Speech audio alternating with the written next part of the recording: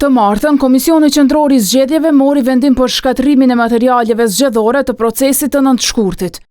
Por ky vendim u mor një ditë më vonë, se afati prej 60 ditëve që përcaktohet në ligjin për zgjedhjet e përgjithshme.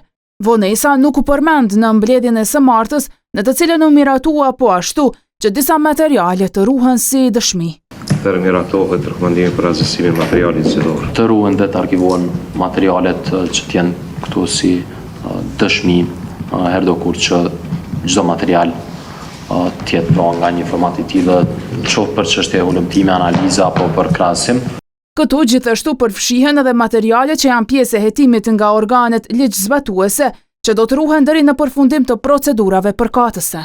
Ndërkohë, KQZ mori vendim edhe për pagesën e 126 zyrtarëve të angazhuar si staf në qendrat e votimit në përfaqësitë diplomatike, ku votua më 8 shkurt. 71 prej tyre të autorizuar për asistim në procesin zgjedhor dhe 55 zyrtarë të autorizuar për asistim në procesin zgjedhor dhe me post, pra janë në kuadër të dokumentacionit të keni bashkangjitur edhe rekomandimin për shumën që do të paguam për secilën ditë pune që kanë pas. Pikë e rendit të ditës ishte edhe miratimi I vendimit për organizimin e një punëtorie të përbashkët me Komisionin e Venecias.